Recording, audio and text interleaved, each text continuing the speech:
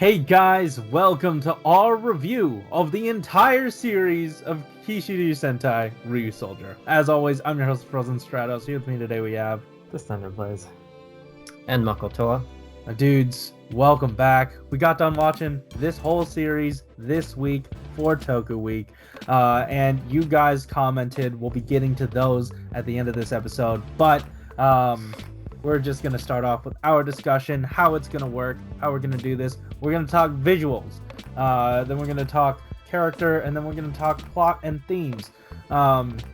Just sort of streamline this a little bit. So let's dive into visuals. And this show had some of the best visuals that I've seen in Sentai, and some of the most striking things that I've seen in Sentai. And I feel like that a lot of the time it boiled down to the director we had, who was incredible at getting those dramatic scenes out of these guys. Where are you guys at with, I guess, overall in terms of the aesthetic? I mean, are you referring to like the suits as well? Because like honestly, for a dinosaur themed Sentai, it's a little bit easier to design the suits to look pretty cool. Also, they can't like really dumb it down or simplify it too much, like they've had like the Tokuger and like not like the Pat Rangers a little, because they did have some like modifications and did kind of fancy it up a little bit. But you have to like put it and make it super showy, because like these are dinosaur rangers. Like these are like the ones that you are really trying to sell to the kids, and it like really showed. Like honestly, my first impressions were like the helmets look like bike helmets instead of the night visors, but whatever, that's its own thing. However, throughout the series, like the suits, they were awesome, but like the main thing that really popped out to me were the Zord fights. That like yes, like Lupat had some amazing ones, but I feel like I absolutely agree. This show like they had really good ones more frequently, and like the final fights leading up to them, like we've had a bunch of crap fights in this series, but the one right before we get into like the mech fight, whew, like they show off. Like it's like, all right, no more dicking around. Get like all the good choreography. We're just gonna be going all over the place with this one. I think the one that stuck out to me the most was either the very first or one of the first ones where Gold had his mech, and the fight they had in the water, the way that they were able to not really create an accurate representation of a robot fighting underwater, but just something so visually striking within that setting. It was bonkers. It blew my mind. And comparing it to Lupat's fights, I feel like Lupat really nailed the CGI Zord battles. Yeah. But this one, it brought it back to like mostly in suit stuff, and it was really helped out by like the really leaner designs of the mechs. And it worked. It worked so well. Yeah. Like the first one especially, because like it was a lot slimmer and just like super agile. I will say, however, as the series progressed, I felt like the enhancements to like the base sword just kind of made it feel way too bloated, and it just did not look nearly as good. We also got that ugly abomination, like of the combination between the riddling Zord and the fish Zord. You remember that? Yeah, we don't talk about that stuff. We don't. I don't even like seeing that henshin. Like, yeah, nobody did. That existed in this show. They killed that real fast. And I feel like to Alex's point, when they started adding stuff to the mechs is sort of when, I don't know, it didn't click as well with me, because they lost what was making the fight so much better than what we had seen before. It was the speed that they were able to fight with, or like the agility that we got to see. Like the first outing of the Zord was something we hadn't seen before. That thing was running up walls and attacking the dinosaur. Like Yeah. that will be something I remember for the rest of my time from Yeah. this show. And like it really like captured a lot of the energy from the team as well. Because like if you compare it to like Lupet, like I don't want to compare it to Lupet too much, but both of those teams were somewhat reserved, and it showed in their fighting style. Like it wasn't like always like super flashy. Like it looked like really amazing, but it was more of like a calmer like technical fight, I feel. And then like for these guys, they're like flying off walls. They were just like hiding behind buildings, letting people just like die out of nowhere. Oh my Like gosh. these guys are getting all Roundhouse like kick. knitting and gritty. Like that was Yeah. I mean, it helps because whereas in Lupat they'd use their what is it? Their long range weapons as melee weapons. These guys actually had melee weapons to use as melee weapons. That was So always I a don't know. thing. Yeah, Oh boy. it absolutely made those fights pretty kinetic. And like I was saying earlier, and I kind of wanted to talk more about like visuals in terms of like cinematography stuff. Like we got to see the contrast between how Sakamoto does things because he was able to direct a few of these episodes and they were as flashy and as beautiful as they usually are, and the saturation was cranked up to 11.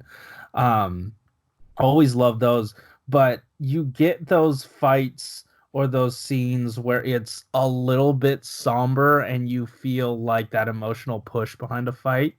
Um, and we got that a lot more out of our like main series director. And I said this more toward the beginning of this show, but he was basically the one that directed the episode where Build murdered a dude. So he does really great dramatic directing, and I think it really helped elevate a lot of the scenes and or dialogue that probably wouldn't have worked that well. Um, yeah.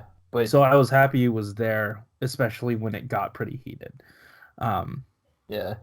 Speaking of which, do you want to just talk about like our thoughts for like the beginning of the series? Because like one of the most prevalent one of the most prevalent themes like of the beginning was like the suicide plots and like a bunch of other depressing stuff. So I'm uh, still talking about the cinematics. I haven't gotten to talk about my impressions of like the suits and stuff. oh, And one you of gotta those, speak up. well, I mean, you guys were going at it, We're so I going didn't want all to over the interrupt. place. No, but coming fresh off the heels of Lupat and how they would fight hand to hand with guns, I was so happy to see that we had swords this show, and the swords were really cool. I really liked the designs.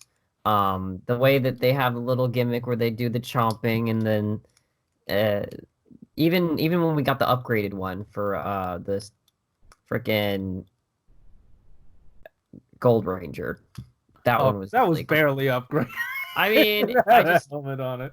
Yeah. but overall, I think I was a little bit underwhelmed that especially like the bottom half of the suits didn't really have much going on. It was mainly just a solid color. Everything else of interest with design was kind of the upper quadrant of the body, which that looked great. Don't get me wrong. I think another thing we had going for us is that since there were so many different little power-ups and everybody could kind of make use of them, everybody had something that they could, I guess, Hold take their to. Like we oftentimes saw Pink using like some kind of ball and chain power up at one point towards the beginning, and I was like, oh yeah, that works. I like that. It goes hand in hand with her sort of she's really strong kind of gimmick.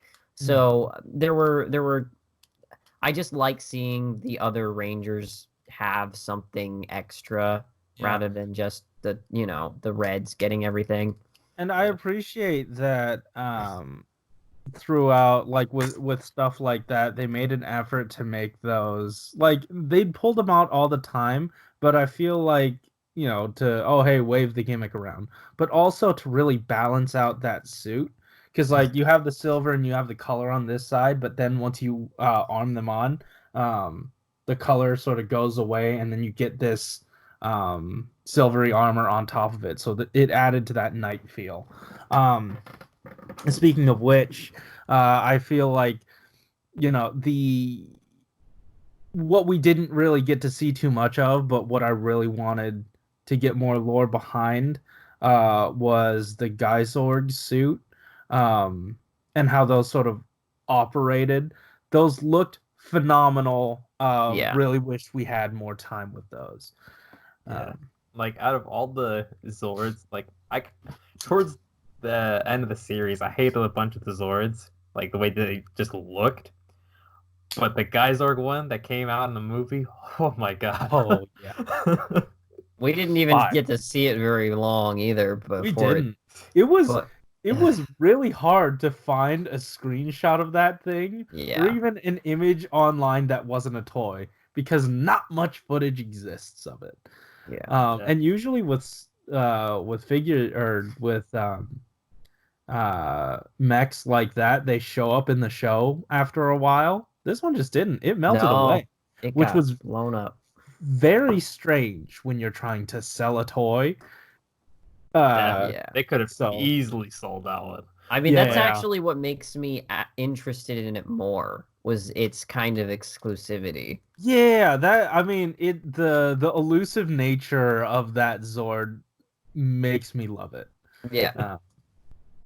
Yeah. Hey, so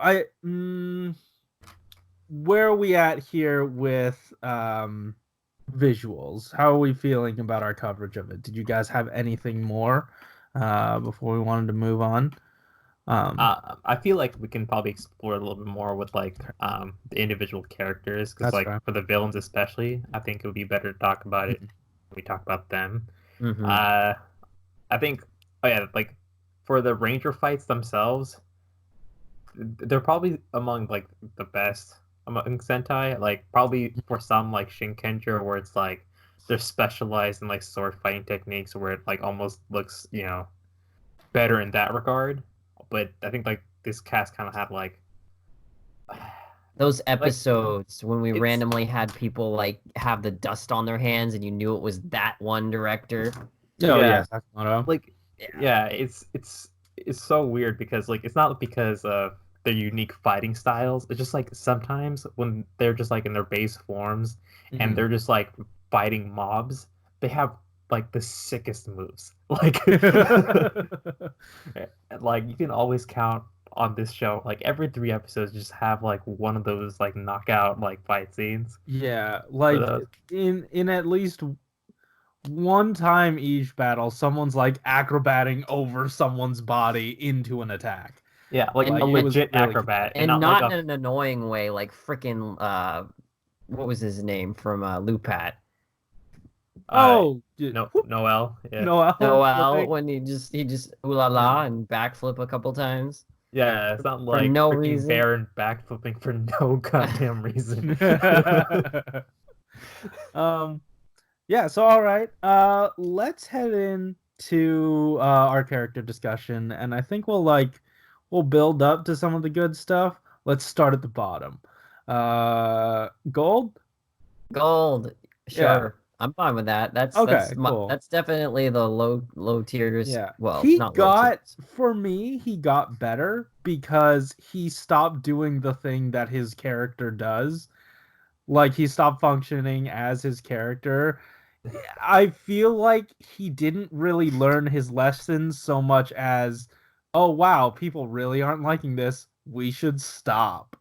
I mean, he did in one episode learn his lesson, but I feel like, the one where he had with the girl from Forze, the queen from Forze, the director girl. Yeah. That was a really solid episode with him. And I feel like if we had more of that and more of him maturing, it would have made more sense. But then the way they introduced him, at least calming down, was a trial about focus. Not a good look.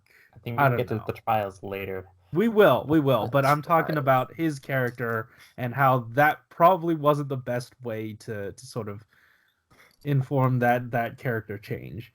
I would like to disagree with that, just because I found the Conlo bits to be very entertaining. And like honestly, like when I'm watching this show, that's what I'm here for, to be entertained. And like I don't take it like as seriously. Like, yeah, he's a bit of a creep. Sometimes it goes a little bit overboard, but for the most part, like it's fun. Like that's just like who he is, and like it doesn't like take over episodes like as much. It's not like we're just like dealing with like him trying to get with women the entire time. It's just like like if there just happens to be a chick, you can count on Conlo to hit on that. Like Well, it's okay, so I guess I'm in between in the sense that like I don't dislike him because he's overbearing hitting on girls. Like that doesn't matter to me. It's what matters to me is sometimes that was such a only hit that's the only thing on his mind that he actually like had an issue helping the team at times. And That's on what I top of that, hated was that like that was his priority and he couldn't get his priorities straight. And it was, I love the comedy bit, that's fine, but like when the stupidity, it's like that time in I don't know if I want to talk about One Piece because that's a weird, let's not talk comparison. about One Piece. But like it's like the there's jokes take over the rest of the yeah, show. it shouldn't. I don't Yeah. think it should really influence his character as much as it did. And like to what you're saying, I feel like for a good stretch, um, it was pulling away the focus from the show just because, oh hey, shiny new ranger, let's have more time with him. His debut episode, not the best outing. He's I don't know, it was pretty weak and it Yeah, didn't really get good he until had I terrible realized, chemistry. He had yeah, terrible until chemistry. I realized like functionally there was someone else that was in that sort of sixth ranger seat. You know what I mean? Hmm. Like then I became more fine with it. Um, Yeah. but yeah, for a while he sort of just sucked for me, and I genuinely did not. I guess that's why we're landing so far on each of these spectrums. Like Alex, you don't really care too much about it, and then I super care about like he's being very creepy, and I don't want to see this today. Um, and then Michael Yeah. mostly caring about the plot divergent stuff. Yeah. Yeah, but like here's another thing about like Hanlo's character. They use it for plot a little bit too frequently because there's Yeah. always a chick that needs help and he's the one that helps her. And like in that regard, it Yeah. does get like a bit repetitive because we Mhm. have to keep hitting that same beat because he's the one that he doesn't like initiate it all the time because sometimes we just start from the Minosaur just kind of creating havoc and then them just kind of like reacting towards that. Mhm. But like we've had plenty of episodes where There's just Conlo's the one who's just Yeah, like, it was too many episodes where it had to do with his latest love interest. It's like, who is this new girl? Oh, she actually likes him. What's the twist here? And then she actually didn't actually. Mhm. It's like, Yeah. I mean, here we go to again. to his credit, I did appreciate the status quo we were under during that, at least with the rest of the Rangers. yeah, And we'll get to them later, but like the villain stuff. So there were positives to it, but the framework, the basis of the episode, the stuff that got us there, not yeah, since it was yeah, focused around Conolo or whenever it wasn't the best. yeah. Um, And I think like another thing about his character is just like or about the show as well. All the RRR have like a very strong sense of duty, and for him, it's like to do that next generation because of like the water or the sea Yeah. RRR tribe. yeah. So he takes that to like heart. Like that's what he has to do. He's not like as concerned about like the whole Minosaur thing because like it's only up until recently where it becomes like a giant thing for him. I mean, he didn't Mhm. have like all of his masters like die before him and just kind of like invigorate that sense of like oh shit, I have to do something about Hmm. this Mhm. as the other Rangers. So like I felt like that was a little bit more okay. Black and Green were That's fair. always like on this mission for like who knows how many years because they're Ryusoul tribe members. Mhm. So I don't like Mm-mm. I'm a bit more lenient for him when it comes to like his conviction towards like hunting the Mhm. Minosaurs because like even like towards the end like when he had that flashback where he was like, in a marriage or whatever, getting married, and then like Asuna had to like snap him out of it. Like in the dream itself, he was already kind of like hesitant. Like he already knew that something was wrong. So I'm like, in his heart, like he was still in it, but he just needed like that little snap back into reality, which I don't know. Yeah. It was good enough. I mean, I like that wasn't something I really considered you saying about like that being his entire, I guess, life before being a RyuSoulger was bestowed upon him. And I feel like it informs the character decision, but I still don't think it should have driven a lot of what we saw. Yeah. It should have been in the background, and I feel like with the movie they did it perfectly because they had it in the background. In fact, they sidelined him the whole time. I was totally cool with that. Yeah. Let's move on to another character. Sure. Oh, there is a character that I do want to briefly mention. Is it his? Oh. Okay. Yeah, and it's because I didn't know this until I was talking on the streets, but the actress got sick, so that's why she left the show for a while. I didn't know. Yeah, so might have, I don't know, certain things may have changed, certain shakeups might have happened because of it. So I wonder if maybe she had some kind of latent purpose in the plot, or maybe that reoccurring thing with what she went through at the beginning, developed or something, I'm interesting. I'm gonna look at her character a bit more leniently, I suppose. That's fine because I won't. But like what we got, like because the thing is, I'd rather have her facilitate establishing the status quo or starting the plot up for an episode rather than Kanalo. She wasn't necessarily more interesting. She was just not as offensive. I agree. So I guess that doesn't really say too much about her character. But hey, you know what? She's a YouTuber. I appreciate the hustle. Yeah, came all the way to America to go hang out in the forest. Hang out in the same. Apparently, that was dubbed over footage from the first episode. That's why it was the same forest. Okay. Yeah. That's what they did. Yeah. That's figures. That's funny. Honestly, from the beginning, I felt like Ui was like a useless character, and ever since they kind of like had that whole suicide plot with her, and like they kind of like made up and like made her feel better. I felt much more better about her place in the show, just because she was that little. She was like connecting them to human society a little bit more. However, and on top of that, like she was in that, she embodied like the potential that they were able to still bring out of people, and their entire. Oh, never mind. We'll get into that when we talk about themes. But like, I liked her role as a character, or her role, her purpose. Yeah, but like the thing is, like even while the actress was still there, I felt like her father was interacting with them a lot more. Absolutely. The dude had the most charisma, though. Yeah, and like that's another thing. Like she does have like her personality and like her character type, but I just felt like it just didn't really like connect.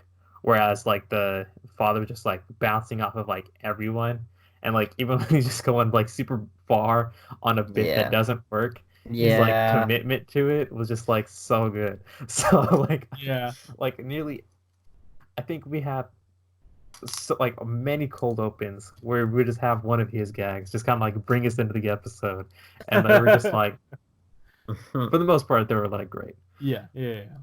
But then like Ui was just not really doing much, and like slowly it would just like make her fade into irrelevance, because then she just disappeared. Yeah. Well. So like despite they've done good things with her character at least. So I'm not like, it's not like, oh man, it's like why'd she even exist? Like she definitely did have a good role in the series, but uh, like it definitely didn't like work as well as they kind of wished it would. Yeah, I mean, like to me, really, my main takeaway is that she was a pretty benign character, not too Also, I would positive, not but want her also to. not negative at all. I would not want her to start the episodes off for the conflicts just because she wasn't I mean, that entertaining. Like, I don't know, like the one she had with I guess sort of passing on that sort of idea of hope to one of her former classmates who was training to become a fireman, not because he wanted to, but because of parental pressures. I really like that one. Um, and I feel like, since the RyuSoulgers had given her hope and she was passing that on to other people, I really like that, and I was hoping for more of that stuff. I think considering most people aren't going to know that the actress got sick, she's just going to be a forgettable nothing character. That's really just the reality fair. of it. That's you know? entirely fair, And that's but I do kind of also want to shed the light on you that have and say shed the it's not light. really- You have shed it, and you'll be shedding it even more when we talk about the themes. So I'm just saying, for me, because I'm gonna put my 2 cents on this, she did not like her screen time. I agree with Alex. She didn't really pop. She didn't do as much in the way of charisma as the father did. And yes, the father, or yeah, he had more to do because he did have the mood swing thing, so he got to do acting in a different way as well. But I don't know. Like we got so much of that like Kanalo stuff with his gimmick. What was hers? Why didn't we get enough of hers? I feel like she was just an underused Mhm. there could have been potential there. Whatever it was, it really didn't make much of a difference because they didn't do That's fair. anything, Yeah, you that's know. fair. yeah. You know what it kind of reminds me of? Zoologer, where like all the zoos just kind of crash at Yamato's place for the most Yeah. part, and like it does feel like they're home in a way, Mhm. and like they're always like interacting and they feel like a family. However, with Ui, like they're crashing at her house, but like it feels like they're the old guy's They kids. adopted a dad. Yeah, like Or they're like something, yeah. they're the family unit, and she's just kind of like on the outside. It's just like Shows up sometimes, yeah. Yeah. yeah, that's just how it didn't like work together for me. No, I definitely agree. Like, Yeah. yeah. Who's next? Okay. So Wanna do let's. another one? Yeah. We're going bottom up. I don't really. Do we need to talk about Kanalo's sister at all? Because Let's she talk just about sort of. Melto because like that's Yeah. how we Okay. talked Yeah. about. That's That's how we fine. get that character. Melto. I didn't end up caring. Good. Good. Amazing. Stellar. Love this character. Oh my Melto surpassed my expectations. I went into that like, what's with his blue wig? Like that's so why is he the why? only one? Why? Yeah, Why is he the why only was- one that committed? for reals. And I mean, it ended up being like this kind of like annoying thing about him. And I've always got my bias towards being I want the blue ranger to always like succeed and be good and stuff. So I would have been rooting for him for that. But eventually like it's like I didn't really like him that much, but then the not liking him became what made me like him. And it became part of his character and part of the show to just kind of shit on him. So it ended up being such an entertainment factor for me during this show. And he had his other serious moments too, which I actually appreciated towards the end as well. But like and overall I had a solid time with this character. Yeah. Like when everyone started making like jabs at him, like about just like hating Nico. Melto, and like just like not remembering his name or just calling him like mean things, or just generally not caring about him. Like that was just hilarious. And Black the skin sec in his face. Yeah, and like it was like somewhat relatable because just like wrong time, but like wrong choice of words, like very like minute things that like most like some people who aren't as socially who don't have like the best social skills kind of like mess up on. And I was just like, you know what, I can respect that a little bit. However, when he started having a thing with Conwo's sister, his scumbagness just skyrocketed so much, and that was literally his character. Like he's like inadvertently doing all this stupid ass shit. Like Conwo's trying his hardest to find someone, and then his sister comes out of nowhere, and she's like half the height of everybody. Yeah. Like, come on, she's a child, and like Melta's going after her. Like, oh my god. It's Man, Melty, you're such a scumbag. Man, Oh, yeah. I'm glad you guys had such a a connection with this one, because like I don't feel as strongly about it. Like I'd laugh at the jokes; they were funny enough, but I didn't feel like he did enough for me to like really get in his corner, or at least get into the I really love shitting on him, because like I don't know, it felt pretty benign to me. He also had some pretty good chemistry with Black and Green. I really dug that. Like, and No, like I don't know what you're like seeing. the There was no chemistry with Black and they were Green. on the screen at the same time, and they were What like, was the chemistry? and they were part of the core unit that never got anything done, and I love it. Like they were like fighting really well. Like they had like some pretty good choreography, but like because they weren't red and gold, it was like so fun. We're just like watching them like do all this impressive stuff, lose, and then like red and gold are just like super special effects slash, and they just insta die. We're just like, oh my god. Like that's the okay. equivalent I of can't. watching a Rider team up movie, having a bunch of them lined up in the row. None of the actors showed up. Oh hey, Gaim and Oz showed up together. They had so much chemistry. They weren't the ones that took down the boss, but they were there. Yeah, but they're always like fighting together, and like I think it was that one episode where like Melto would just be like stuck in like the earth. This one Black was trying to get with the teacher, Yeah. and Melto would just like Yeah. be in the wrong place all the time. Like, he became like Black stuck. was like, "Shh, don't say another word." Like, yeah, Yeah. or something like that. I want to comment on another aspect of Blue, because Melto, besides that comedy type related stuff, he also was the go-to guy for Red, or I guess the rest of the team, for just kind of coming up with a plan. And he did do that multiple of times. It didn't mean that like I think If the plot necessitates you to Yeah. figure something out, you point at Blue, and Pretty then that's how they much. fixed it. So Like, like Except at the necessarily- beginning, where not thinking was actually the solution, and Red got the plan every time. yeah. Man, just to That make this worse, one episode, and like, it was like Night of Wisdom Blue, and then just like Red's like Wait. going. can we talk about how superfluous their Night of Blank was?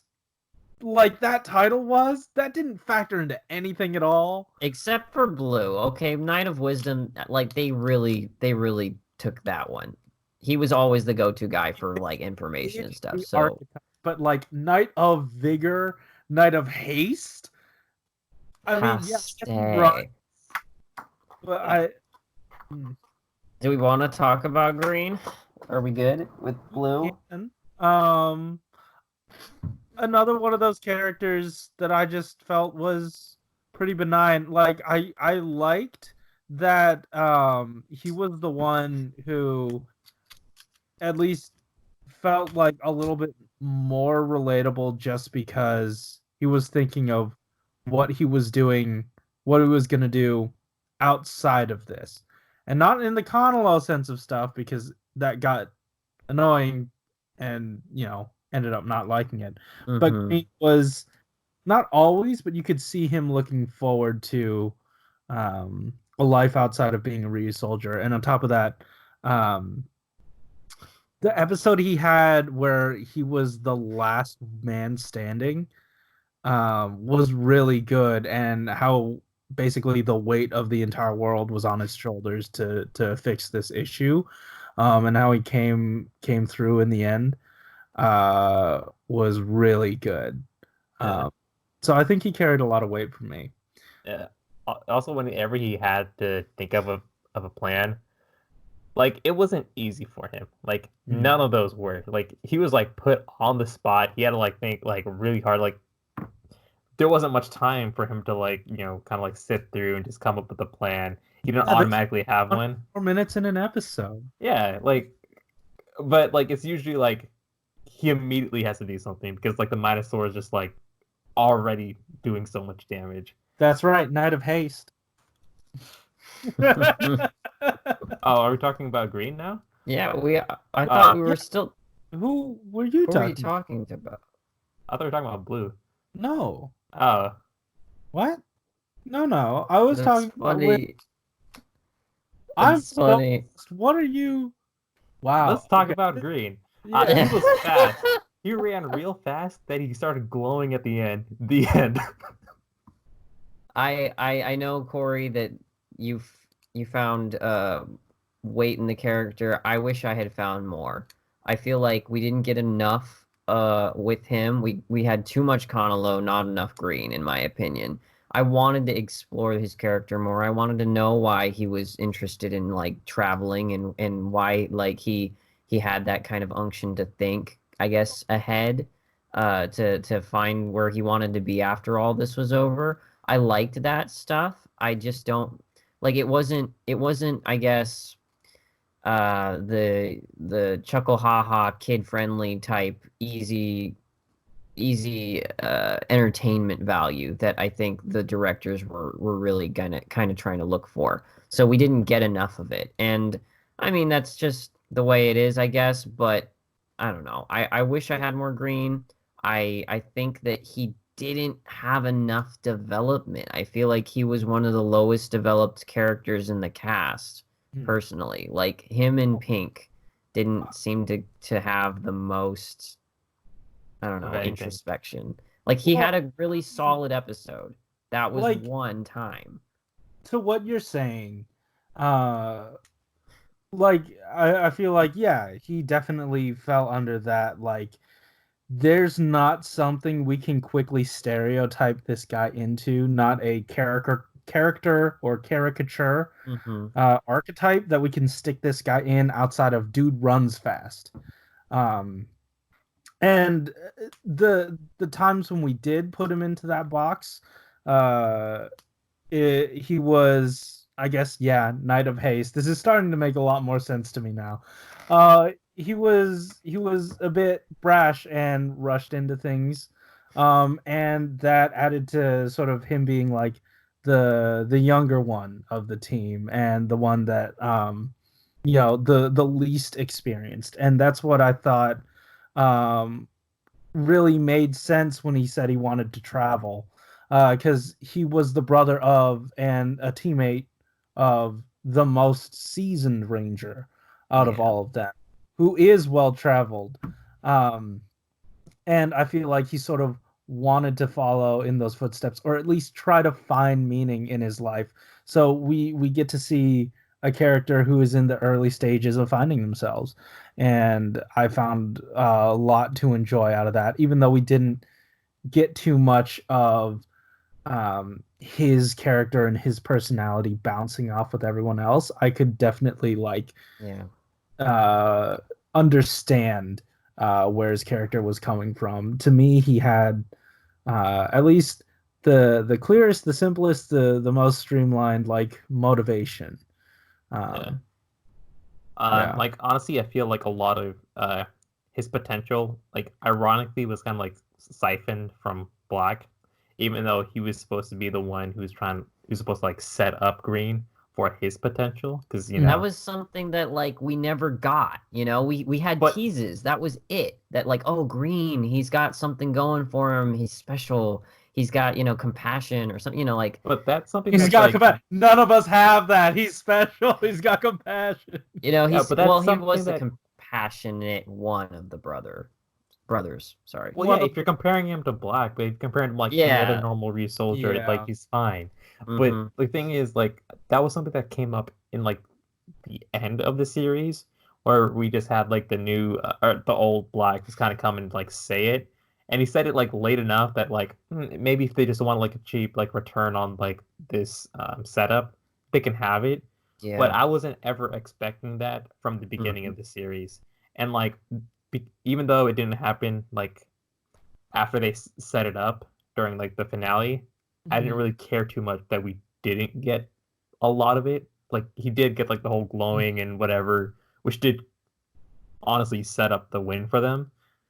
I didn't care like too much like beyond that. Like I didn't like really need like that explanation because honestly they didn't have time.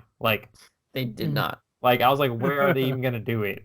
So like that's kind of how I felt. I felt like one of the other reasons he wanted to travel because like of that one chick like didn't Yeah. like he had like that one friend and like she moved somewhere or something like that. So that might also be a thing. Like maybe he's following in Black's footsteps in that direction as well. Well, I mean, and it's also because we met so many, which this is something I didn't think we'd ever get, but we met so many of the Ryusoul tribe that didn't necessarily defect, but like left of their own free will and like traveled. And you got to see these people who were able to live these like elaborate lives.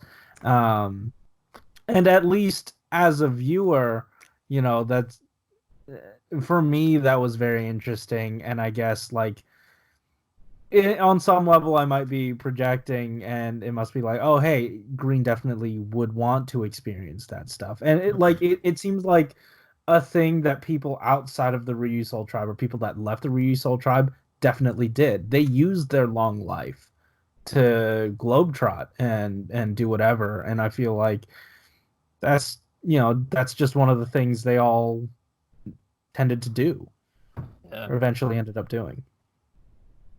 Shall we move on to another character? Well, you can't talk about Green without talking about Black. No, we're talking about Pink because we're going from the lowest to the high. Fine. Okay. She had great moments. I don't know why you guys are ranking her so low, but she had really great moments. Because she had like one or two episodes in like the first 40 episodes and like two good moments in the last 10. Like, I mean, not many characters get as much as she got. yeah, but it's like 4 moments compared to like Green's 3. I don't know why we talked about him. or I guess yeah, Pink's a little bit higher than him. Honestly, Melt is a little bit higher than Pink in my opinion, because Yeah. like Pink just had like the whole recency thing where she had like real knockout moments, which I will say were better than any of the other Rangers we've had or we've talked about so far. But like that's It was all very backloaded, so we didn't get, I don't know, those super standout moments until the very end. And so as the show's progressing, I got like more entertainment or enjoyment or really liking a character along the way with Blue or with Green, rather than with Pink. Pink tended to just kind of be like, hey, let's have a good time. Let's enjoy some food. I like to eat, and I'm also really strong. I'm going to punch you for comedic effect. And, I liked those moments where she got to, like, fight some of the villains kind of 1v1 because she was so strong. Like, they definitely made that clear throughout the fights, from time to time at least. But, I don't know. It's hard to say. I genuinely think the final few episodes did a lot to bring sort of her character into a different light or bring a different context to her character. And Yeah. I feel like even though we didn't get any of it before or too much of it before, I feel like what she said at the end and when it came down to the wire, because all these episodes there are no stakes, so why Yeah. put those feelings out there?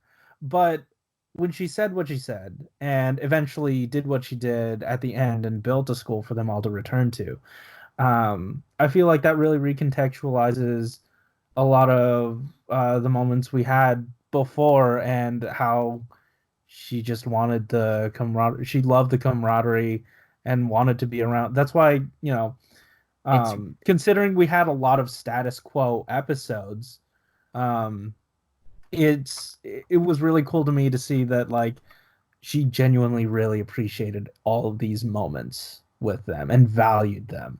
It was really touching to see that she had that at the end as her decision to make the orphanage. But honestly, though, I was caught off guard when that happened because I didn't see it coming. And I feel like that's because they didn't set her up for that. And I think that's a disservice to the character. And I think it was a little bit tacked on to give her something at the end rather than like a well thought out progression to that point. That's the problem I had with it. Yeah. Well, and, like, I mean, go ahead. Kind of like add on that, like there are like some stuff where it kind of like leans towards it. Like she's always been like one of the figures in the RyuSoulgers who kind of wants to bring people together. However, Red overshadows that way too much. Like he kind of took over that niche, which I think she could have occupied a lot better, and like it would have set this up a little bit better. But like it was always Red who was the one who's trying to like bridge the gaps and always reaching out and trying to like make this like team like bigger and like more tight together. And like another thing is was like she didn't interact with the RyuSoulgers as much. Like she only really interacted with Red, a little bit with Blue, and with the Green, Black, and Gold. Her interactions were very limited. Like that's fair. Like that was one of the things I really didn't like, which is why I thought like towards the end, like Melto was like a really good like leader figure because he did interact with like almost everyone. Like Green didn't really interact with like much of anybody as much, but like he was always part of the group. He's always hanging out with them, so it was a bit more okay.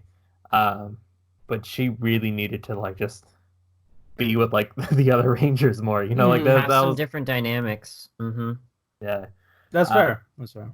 Like, so like when her whole like dream was like not dream, but like when she like launches at school for them to all be together, like that was like nice, but it definitely felt like a bit more of a let's tack that on at the end, and like not to be like too sexist, but like Japan kind of is like to have her like be that like teacher role. It feels like it was just like a sign because like that was like the more like motherly like type of role that she would have. So like that's kind of how it felt, like especially with like all the like the kids there, like that's kind of how it felt for me at least. Like it could not be the case, and I'm just like over like projecting something, but that's kind of how I felt about it. Well, like some of it for me as well was like her stereotype was food thing, and it was food thing whole time, and then when I guess the show decided, okay, let's take these stereotypes, play them back in front of them, and show them basically what matters, and like see, I sort of just like actually dissect the characters, show the audience that even though these are the stereotypes that these characters are falling under, these are their base level wants. That's not who these characters are. They want something greater than, just the jokey fun side. Like we're actually getting serious. We're actually getting down to the nitty and gritty of the character, and I like the way that they were able to sort of shed part of their, I guess, character archetype box. Oh, sorry. Like Michael's part of Michael was just like blurred. I was like, where did his arms go? Yeah. I was getting chilly. I needed to put on a jacket. Yeah. Oh, Skype really doesn't like your jacket. Guess not. Hey, so let's talk about Black. Yeah. Yeah. Incidentally, one of the most enjoyable characters. Some of the best comedic acting, like best straight man acting. Every character or every show needs one, and he filled that role perfectly. It took a while for him to integrate as part of the team, which I thought was okay, but they got rid of it like in a quick enough amount of time where I was like, all right, this is fine. And I don't know, it's just he was really great on screen most of the time. You probably had some of like the flashier fighting moments. Yeah, his character just played off super well because like Red is just like that super childlike character, and he's the one who has like the most screen time. He's the one who's always talking. So whenever like he's like trying to get like all cozy with like Black and like trying to get him into the team, he's like, nah, stay away. Like I guess because like for like or at least for me, because like like we're older, I feel like he's like kind of like the Squidward of the group. So I do kind of like appreciate like that perspective because like when they're just like acting like too childlike, I'm just like let's keep my distance. And he's like doing his own thing like all the time. Like he has like a life outside the RyuSoulgers. Yeah. Like it shows him up like this guy's getting busy. Like he's got stuff, man. I remember And at the he's, like- beginning. Oh, go ahead. Yeah. Oh no, he balances work. He has a very good work-life balance that absolutely none of them have. They're either all work or actually, yeah, they're all work. No, because like Red, Blue, and Pink are just chilling at that one dude's house, But, getting like- allowance for who knows why. And then, like, But like that's the thing, like they're always ready to go. But Black, like he still has other commitments, but he's able to balance them well. What else are Red, Blue, and Pink doing? Like they have good work-life balance, I guess, but that's just because they don't really have much else to do. Black has so much he's juggling, and he's doing it fine. yeah, and like his total swabness in like every regard. He's like definitely the Knight of Glory.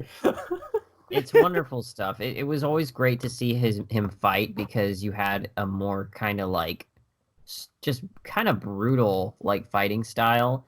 So it matched well with his personality as well. And then, at the beginning of the show, we had him, hey, I don't care who has to die as long as the Minosaur goes down. There was that at the beginning. And he mellowed out a little bit and got like a, pretty much. So, into a character that we came to all just love. I don't know what else to say. Like, like early on, he did bring that very fresh, not fresh, but like a different perspective on how to deal with the Minosaurs. Mm-hmm. And like it was very calculated, but I don't know, you could see where the character was coming from. You knew it was wrong, but you could see where it was coming from. And I feel like that's really important. Yeah, and like as Michael like mentioned, like his growth as a character, like he used to be like just very like standoffish and just like away, like there's like a clear boundary between him and Green, like that he put himself and like the rest of the team.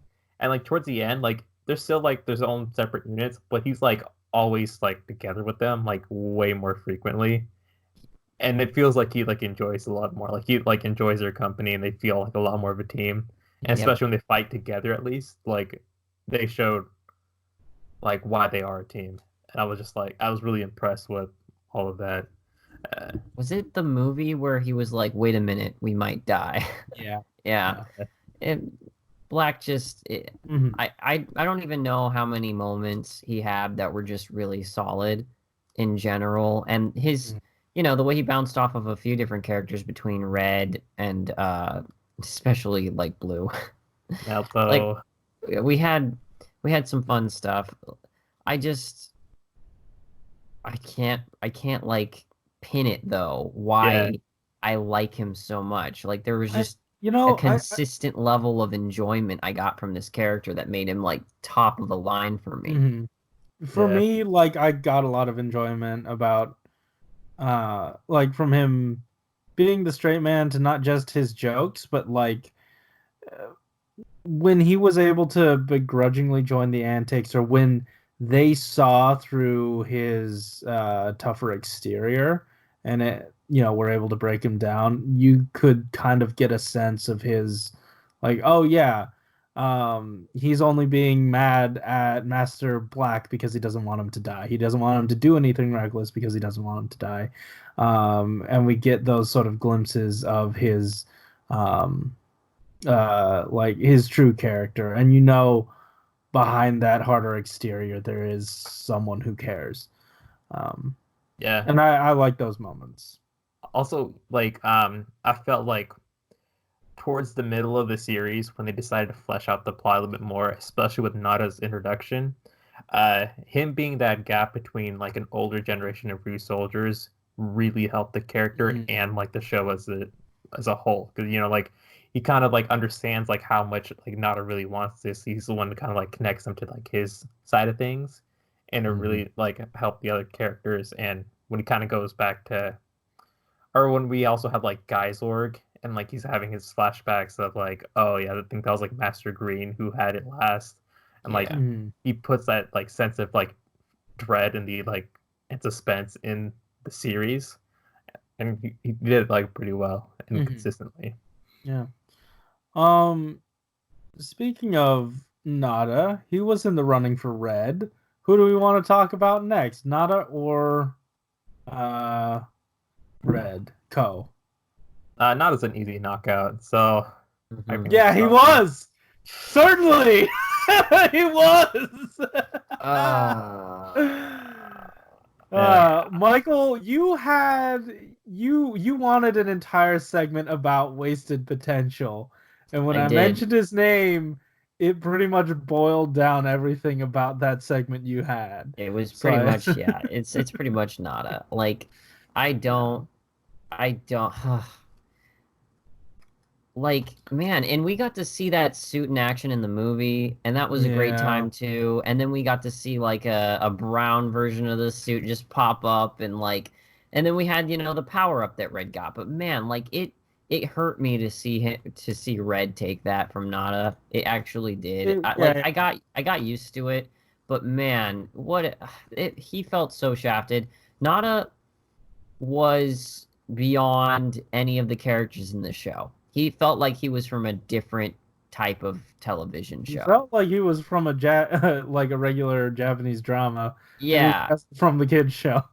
He yeah. showed up with the most charisma, the most likability, and It I was it was I don't back know when we why they didn't like Red wasted. much, so it helped.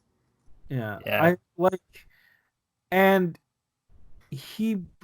and that's what I was saying about Gold. Like someone else filled the role of the Sixth Ranger perfectly, and it was him. I agree. And I agree. Sixth Rangers are a really big part of Sentai, sometimes make or break. And I feel like when they brought him in, he fixed a lot of um, he fixed a lot of what people were seeing as like stagnation from the show, and injected just something so new, fun, and different, which Six Rangers are supposed to.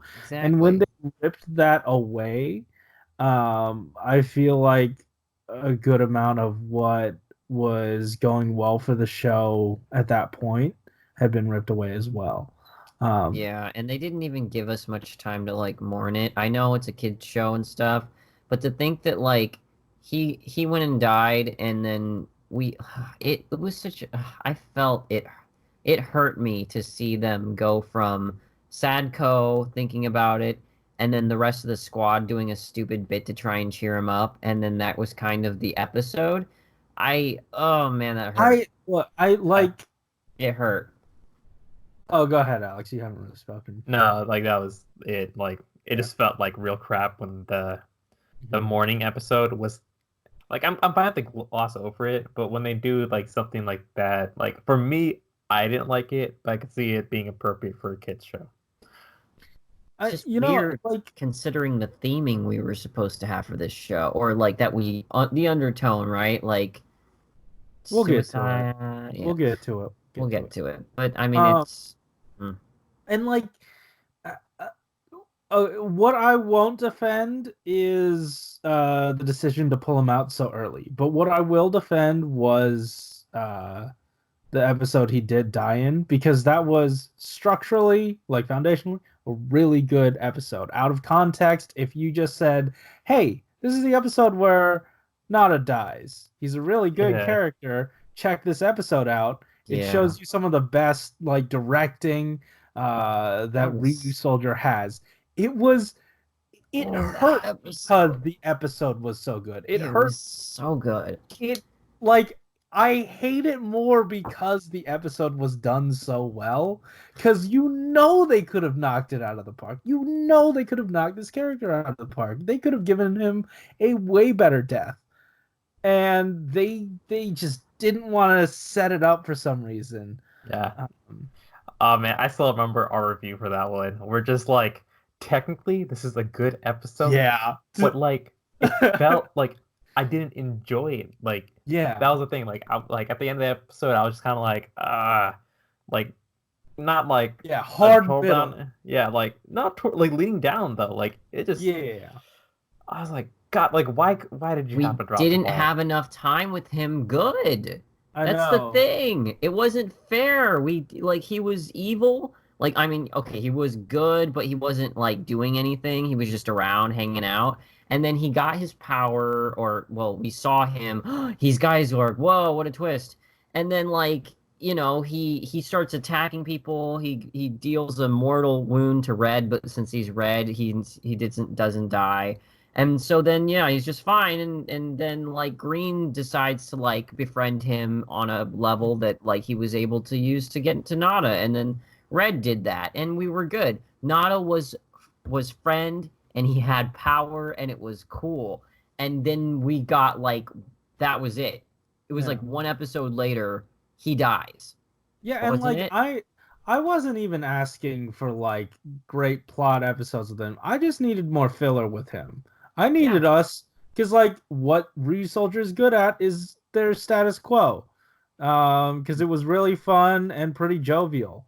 But then, I don't know, for whatever reason, they just didn't feel like doing what RyuSoulger normally does, and take that immediate dark turn that no one was expecting. It sucks. It really sucks, and I feel like if they probably didn't want to have the actor on for that maybe, long. I don't know. Especially you didn't have to kill him. He could have just gone on that trip. Legitimately, he could have just said, "Hey, I gotta go. I'm not strong enough." We could have had this episode and been like, "Wow, I'm severely underpowered. I wasn't keeping up with you guys.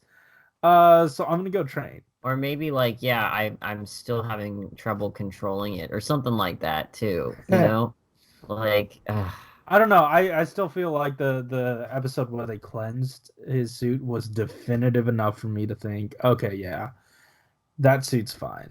We fixed it. Some of the logic in this show, though, I remember that time when Ko was angry, and then it just went into the sky. But he got his kindness back when he thought about other people. Yeah. Let's not go there. Actually, let's not go there. I knew you were gonna say that. Yeah, let's go there. Guys, we got Ko. Yeah. How's our Red? His nose pissed me off at the very beginning, but I grew to like him. I agree. That is my. I wasn't too angry at him at the start like you guys were. His nose didn't offend me. I thought he was the director. I wouldn't necessarily say interesting, just oh hey, he's not horrible.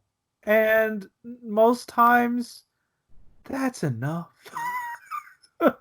He's unintrusive, and he says he loudly shouts the core message of the show. And toward the end, I was not feeling it as much as you guys.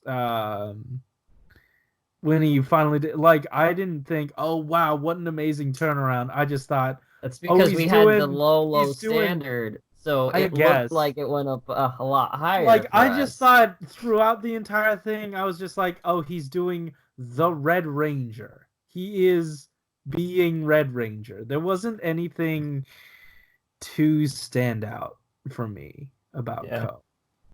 I mean, that was like towards the beginning where I feel like a lot of Reds kind of are in that area.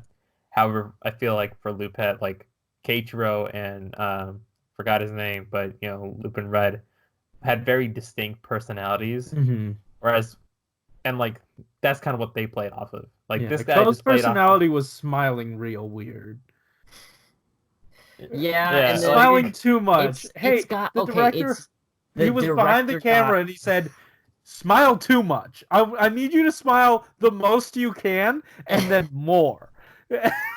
Even when he was brought back to life, he had that smile that was too much. Yeah, that hurt. I mean, at least though the director or directors like learned what his good sides were, because by the end of the show, they weren't hitting him from that angle that was bothering Alex and I. Like, they took, at the beginning, it was. I'm sorry, it was. It's so like funny it actually up on his nose. It's probably just us. It's not gonna bother anybody else who ever watches the show. But like, man, sometimes they just pick those guys with the weird noses. Like.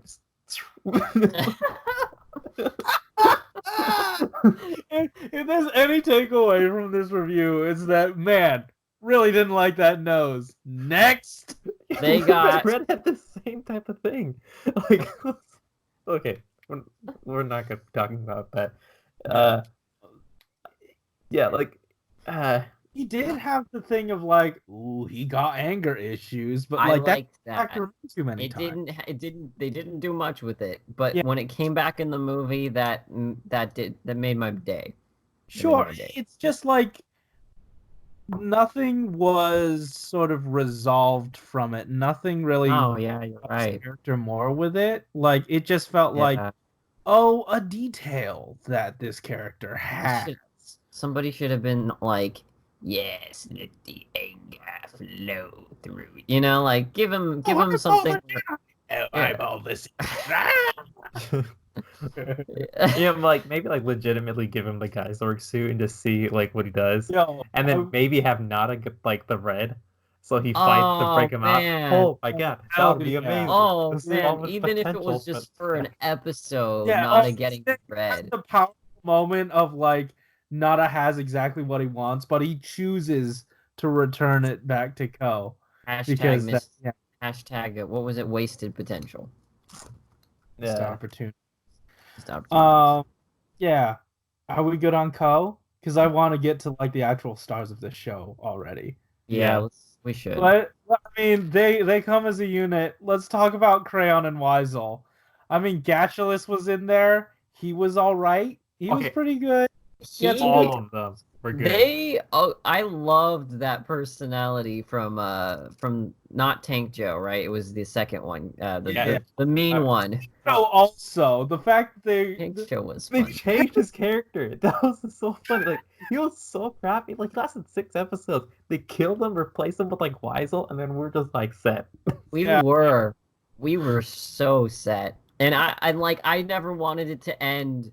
And I'm so glad that the show writers decided that they wanted it to be the same way. Like, they felt it, we felt it. It was working so well that they're like, we're not going to get rid of this. I know that there are a lot of RyuSoulger naysayers out there, and I completely understand. Your perspective is valid, but I am deeply saddened that you cannot enjoy Weisel and Crayon together as much as we do, because that was the driving force of my enjoyment for this show. It carried this show when the plot was nothing, and non-existent, you know?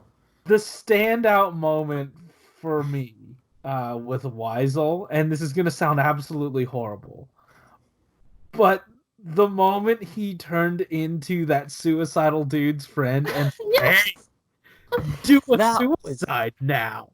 Be sad for my evil plan. Like, this dude full on commits, capital C commits. I that was love this guy. He That is was- so evil. it was Yeah. next level. It was- Yeah, like That was bad, bro. okay, honestly, like the both of them fit like that perfect amount of playful evilness Yeah. that you would expect from a kids show. And Yeah. like it wasn't like too kid friendly where they're just doing stupid stuff and have absurd powers and they're just like have no brain when they're doing it. Like these guys are scumbags. When Crayon was torturing that poor guy, what Yeah. did he say to him? Not just that one guy. Everyone. Yeah, it guy. was a lot of people. You're right. He was Remember just remember when they were like torturing the magician dude, and then Waz was like, Yes. "I can do magic better than you." yeah. No, like the guy's like chained up and like they're underground. He was kidnapped and he's showing his kidnappers, "Oh, I can do a rose." And he's like, "Oh yeah." Oh, how does this make you feel? It was amazing. The Like- overacting on that human character. Oh It my was god. so good. It was exquisite. It, The charisma oozing off of these guys and Crayon, most times oozing, was Yeah. just it made Yo. the show for me. Remember when he had that YouTube video with like all Oh the my God, yes. dancing? Oh my god. And out of nowhere, we suddenly got like this really great character moment with Crayon, and it was just the best. Crayon got- was just like an abused lackey. And Yeah, he was like, "Oh, he's like, man, nobody treats me right." And then I love how like as he's doing that, he's totally like abusing those other minions, and so Yeah. he's like perpetuating it. And then like what was her face, Eris or something comes around, and she's like, "Oh, I promise you power and position." It ended up not going anywhere, honestly. Yeah. But I love that he's like, you know what? Yeah, I don't want to be treated like trash anymore. I'm gonna be, like, and then suddenly the other dude shows up. Oh no, I'm always on your side. Like it was Yeah. just, it was marvelous. and on top of that, like, they're not like the main characters, so they didn't get the lion's share of the screen time. But the moment where when Crayon was flashing back to the moments he had with Weisel and Tank Joe, it was touching. It was legitimately touching because they have such a wonderful relationship with each other. And like, even though Weisel sort of treated him as a lackey for a while, like they came to really appreciate each other. Yeah. The scene where Crayon gets popped out of Eris, like Weisel pops up and he's like, "Hey, come here, Yeah. friend." it was the most adorable thing. Yeah.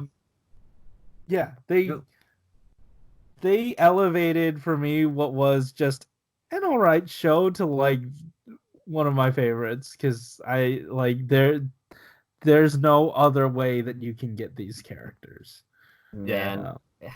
I've never, It's funny because usually when you're thinking, "Oh man, my favorite villain," it's you're thinking, "Oh, this is gonna be like some real big bad who like caused trouble." Gets Oh in yeah, the head and like tears. Jose Cuervo. he killed your father, bro. Like no, but no. Instead, my favorite villains from Toku seem to be like these two losers, these jokesters. I loved it.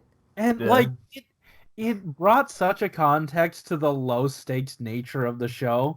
Why do you think we're in filler? Because these guys, they're doing evil, but they're doing like evil. Did you? They're doing They're all into it. They're putting their all into it still. yeah, Like, and like they're doing it for like their own like fun. Like, yeah. yeah, like Like, a lot they're of the having other I'm having fun.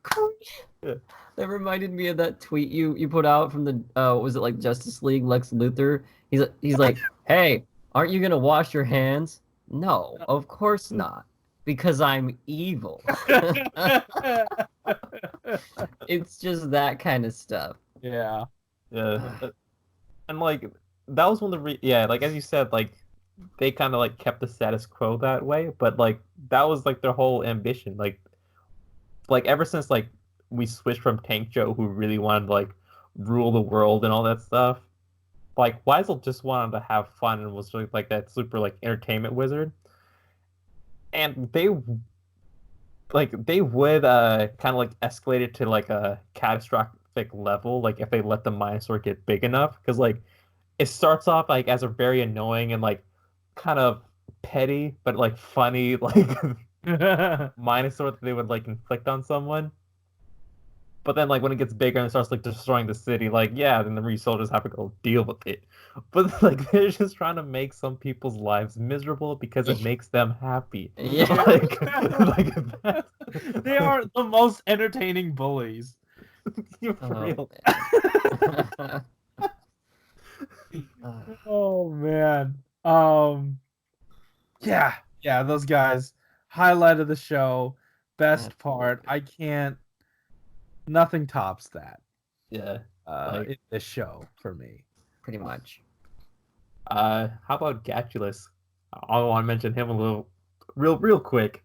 The guy who was supposed to step in after Weisel, kind of scared because he liked Weisel so much, like, oh no, don't kill him. But then he Yeah. he gets the shots handed to him so hard. Yeah, so many times. And they did the best thing with him. Like he was made, or a Minosaur was made out of him, and then Ground has to insult him, and it was like the best scene ever. Yes. Like they turned him into a little bit of a joke as well along the way, and it was just like he's a mean person, but they worked with it, like the abusive nature of him with Crayon and stuff. It was just anything. It really all worked out, and then it's just so surprising that we ended up coming to this point where we're like, you know what? I'm fine if this is all we get from this show. I'm fine with this. And then yet we had a pleasant surprise by actually having some plot at the end that was surprisingly enjoyable, and I got invested right out of the gate. So, like, I'm going to say surprisingly again for the third time. I feel like from a lot of the discourse that I've seen, out of everyone, we probably hold comedy into a much higher regard than a lot of other people, because I didn't see anyone else enjoying these guys as much as we did. What? Like, okay, when a villain loses that many times, like, and the other villains start giving him shit for it.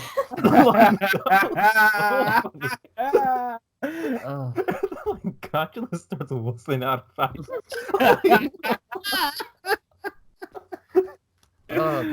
Oh my god. Like, they know what characters they have, and they use them really well. Yeah. So yeah, let's take a hard turn into plot, story, themes. Oh no, I was scared of this. Yeah. I feel like, and I said this before, but I did not realize it until toward the end, but like their whole, I guess, shtick about perseverance and Ko's whole thing of limits are meant to be broken. That theme showed itself really well toward the end, and again, it's one of those things that retroactively gave a lot of things context, like the frequency with which we ran into suicide plots kind of made a little bit more sense. Like, don't give up on life. Yeah, don't break through. Like, we saw that perspective so many times of people wanting to give up to differing effectiveness in terms of how they were able to all the RyuSoulgers wanted to give up before Pink gave that amazing little speech, you know. And yeah, that's why I hold her character in a much higher regard than I think you guys had, just because that scene hit so hard and it made things make a little bit more sense, and that scene was given to her, and I really appreciated that. But like like, and that's why I was saying with Ui and how she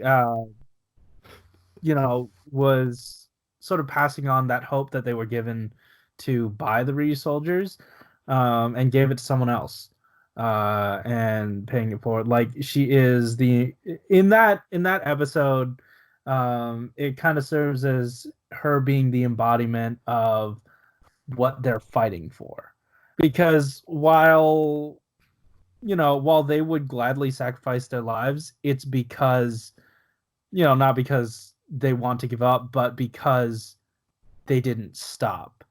And Ko ultimately paid the price, sort of, and died, but like it's because they're supposed to be the ones protecting us, and shielding us from that, and sort of trying to give us that hope. And sometimes it didn't work out because Black's former, or wait, was it that the love interest, or was it just another RyuSoul tribe member, the Prime Minister lady, who the lady who was in the movie? No. The lady that died because her spouse had died. Because they age differently, but she just wanted to. Oh, that was yeah. a former flame of Blacks, I think. Or no, that was the Prime Minister lady was a RyuSoul member tribe. Yeah, Yeah, but that's something different. I feel like we always get the themes of like, don't give up, and all of that, but like, I don't know, sometimes we don't really get to see our main characters like actually put that into action, and we don't get to see. Well, leading into this point, Corey, like, we were not happy about plot related episodes. Trials. Like, we didn't have high expectations going into it. So not only did it pleasantly surprise us that it wasn't bad, it like kind of really surprised us that it was good. Like, this is the first time in a long time that I saw, or I think we collectively have seen a Sentai have like a really solid ending episode. And it was, and I've been saying this for a while, supremely well paced. Yeah, like, it didn't feel rushed. For as rushed as Not as Death felt, the final arc, I thought, oh man, we're in for an unmitigated disaster. But it absolutely worked out, and I did not understand how that happened. I feel like I feel like they isolated this plot like well enough. Like, this was gonna be its own thing. It wasn't like really coming off of like anything else all too much, Like, once this arc started, it started, and they just kind of like finished it from beginning to end. They didn't have to like wait for something to bleed in or wait for an event to trigger it as much as like some other plots would have, where it's just like all leading up to the finale, choke and then die. Like, it's just kind of like doing something. It's like, oh, I guess we're near 50 episodes. It's gonna go boop, and then and like I feel like early on they gave vague enough, or like they left out vague enough plot threads to where we could like, let's just tie that in a little bit, with Master Black and some of that stuff, and how that all sort of built into the final episode. Overall, as a whole, plot wise, not great. Not what I'm here for. I was here for episodic stuff, but when they did finally, like, when it came down to the wire, they nailed the plot, and like they pulled through. just like how Pink in the end was telling them to pull through. She was telling the show, "You can do it. You can." And like it also helped a lot. I mean, we didn't watch them. When did we watch the movie? It was before the finale. That actually that gave the show another upper hand to me because I was surprised that this was another plot centric type thing because it actually goes into like the backstory specifically because they go back in time, right? And it worked for me. I mean I don't it's still kind of just you throw them into a situation and you got to get back out, and it has those kinds of contrivances, so we don't get to focus on everything we might want to. But it was enough where I was like, yeah, this is good stuff. Like it didn't feel like super thrown together. It actually felt like it makes sense with the show, because we could have easily had something that was just like, I mean, we did have a couple of plot holes with, go under that meteorite, and you'll be fine. You'll just go back to your time zone or time zone. You said that in the movie review as well. Your time. This is the second time this happened. You'll go back to your time zone. And he did technically. I mean, you're not wrong. Well, he was in the same time zone if it was still Japan.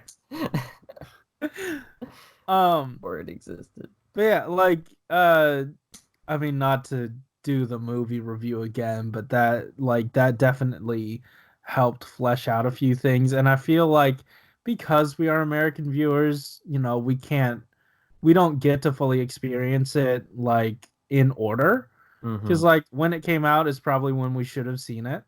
So it gave, I guess, some context to who the person who put the sword in stone was, and how she actually, her father developed the weapons and all that stuff, and how she probably was able to help with that as well. And the little tidbit that Austin gave was like, oh yeah, she's a great warrior or something. I don't quite remember what it was, but like just having that there, I feel like would have at least helped.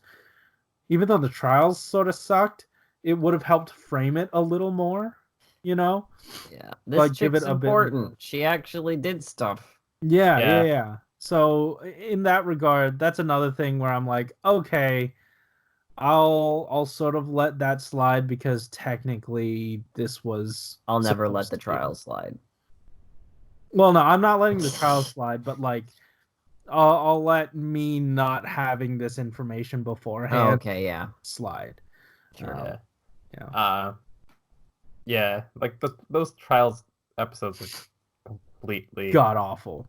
Yeah, like it got worse the second time around because you definitely saw that they didn't have the budget for it. Asana's whole thing was that, oh, she needs to get faster so she'll catch a fly. Don't worry, it's there. We have the sound effect, but nothing there to indicate that anything else is there. All of it was so low budget. It was like the lowest budget stuff that they could think of. Yeah, and on top of that, her speed left in half of an episode. They mentioned it the next episode when there was a speed-based villain, and she couldn't do shit. It was Green's episode. Yeah. Okay. It amounted to absolutely nothing except probably leaving the show with a little extra budget for the finale.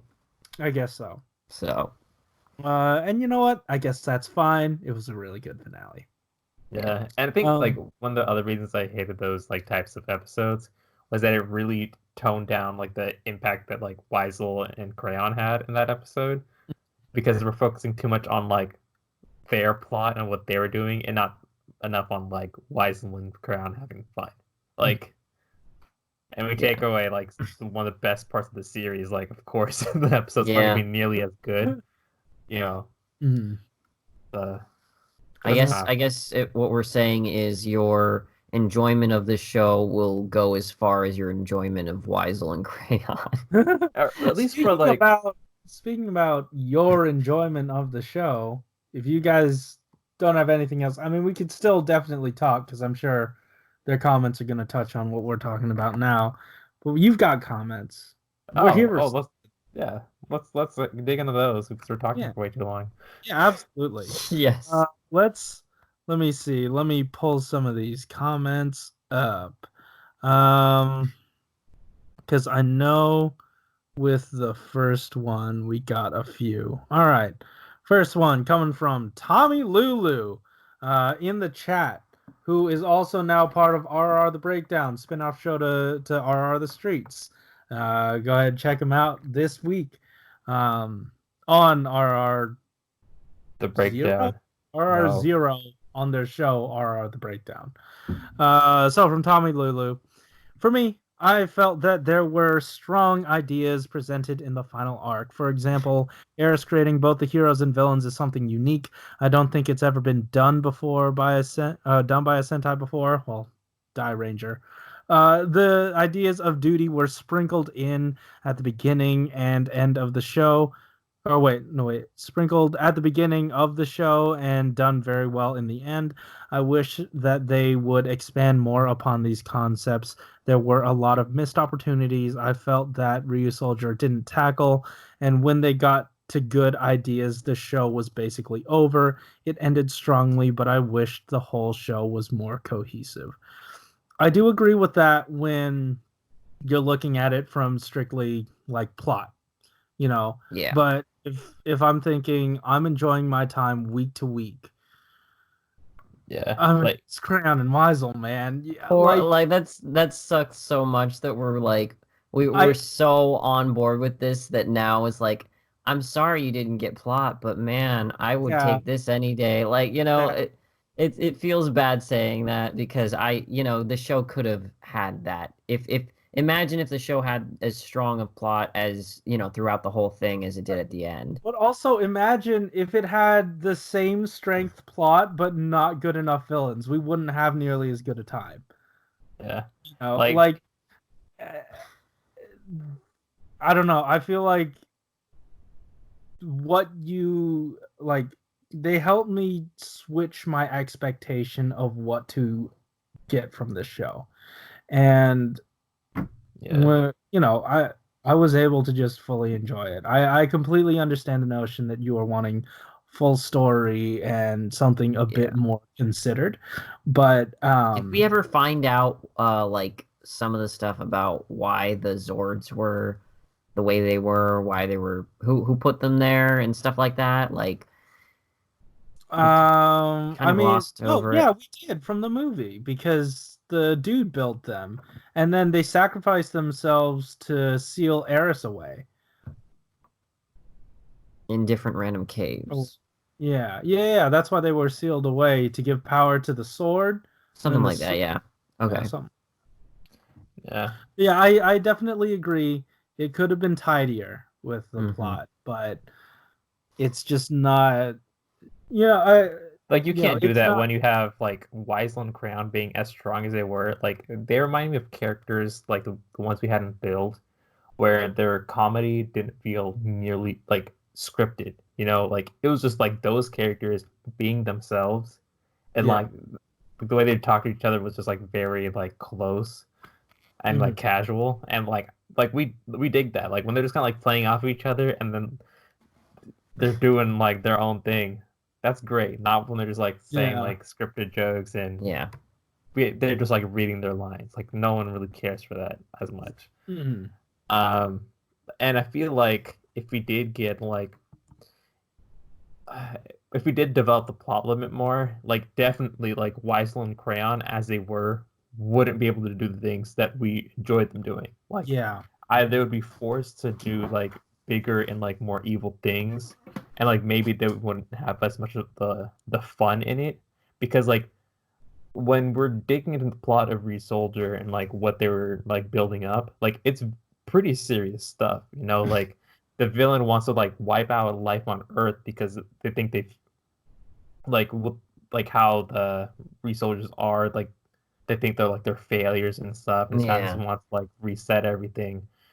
And if we kind of go a little bit too much on that, we can't be having nearly as much fun time. And then, another thing that I didn't like with the RyuSoulgers is how strong they were. You would have to definitely changed the power scaling of the entire series Mhm. for like a more serious plot to develop with the same stakes.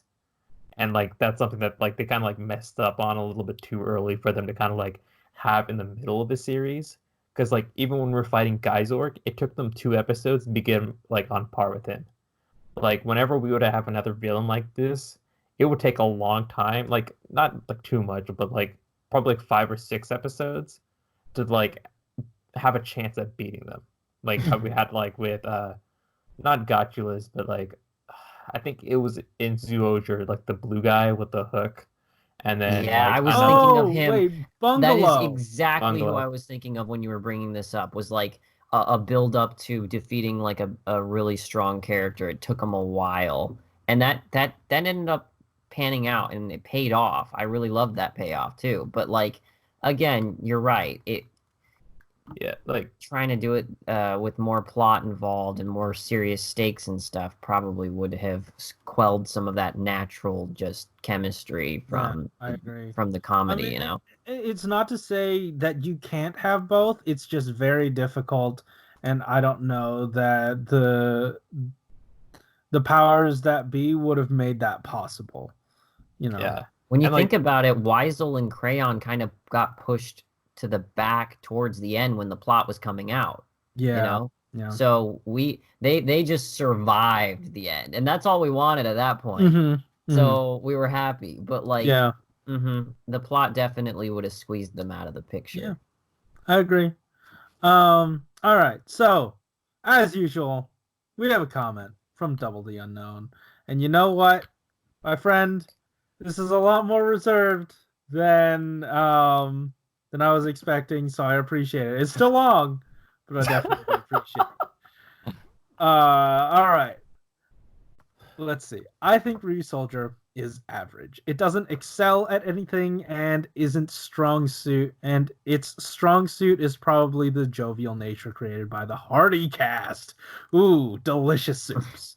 that's what I was The thinking. mytho- Campbell's chicken noodle soup, the hearty, like the chunky one. That's hearty, dude.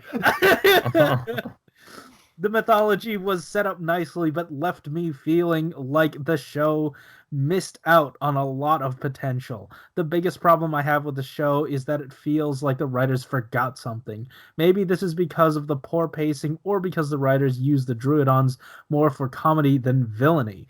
Some plot decisions were poorly executed and the writers had a difficult time showing character growth. Remember the trials? God, of course we remember the trials. We spent 2 whole hours just now talking about them. One example of this is when the elders. Oh shit, the elders. Oh The yeah, I elders forgot. tells us.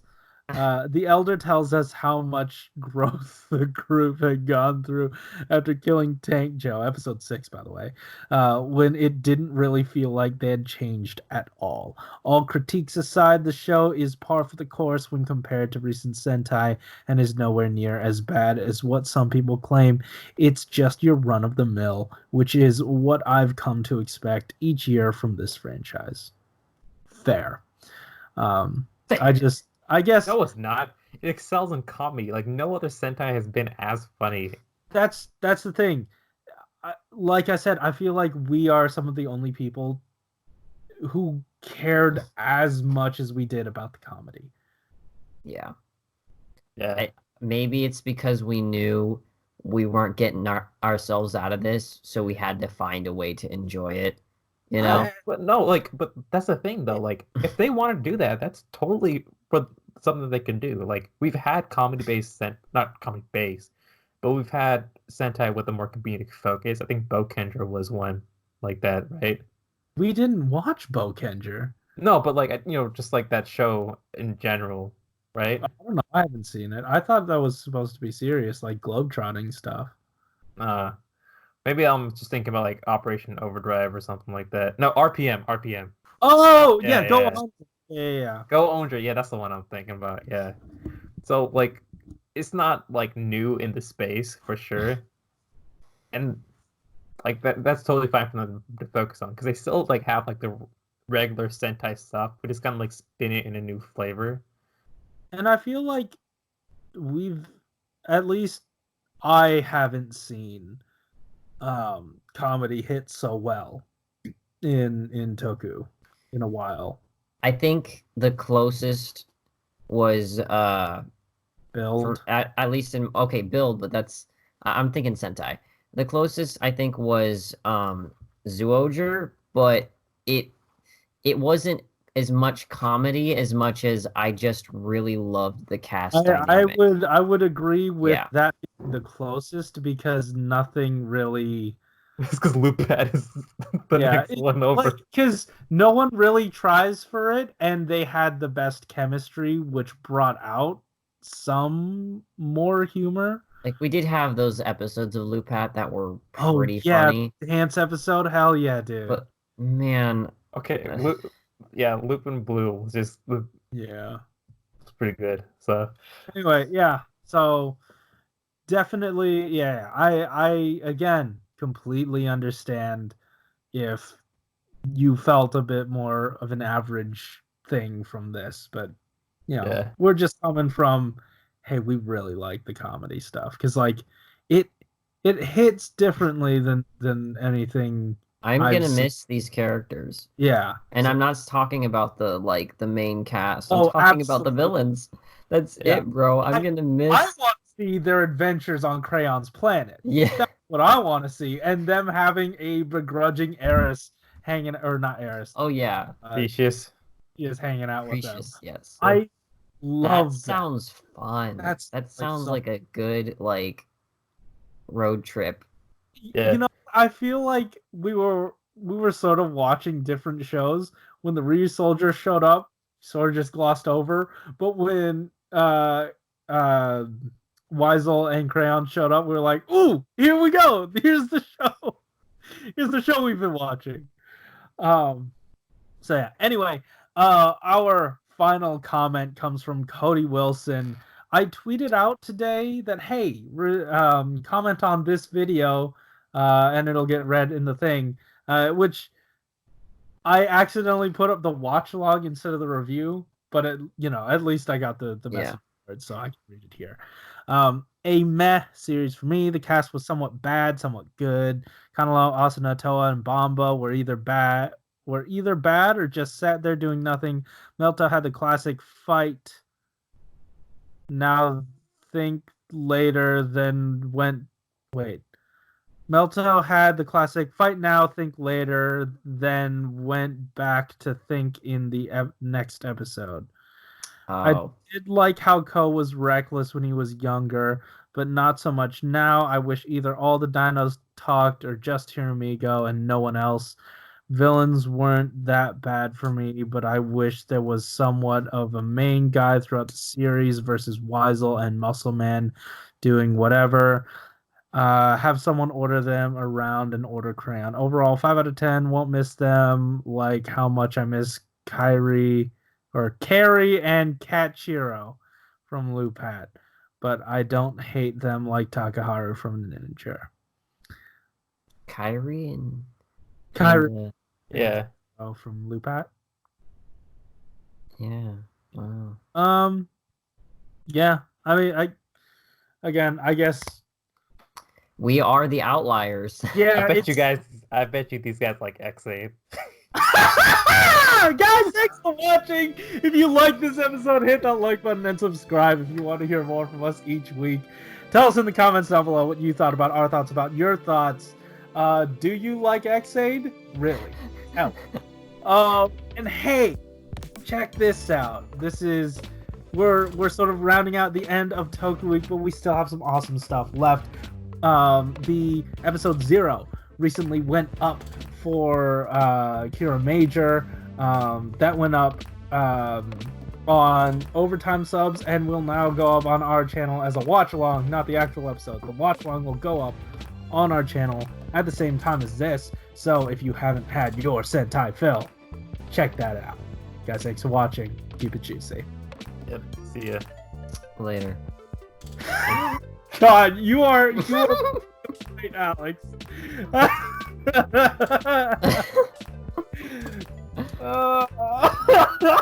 Jeez, man. What? How many people are gonna? Everyone likes. It's like I loved X8.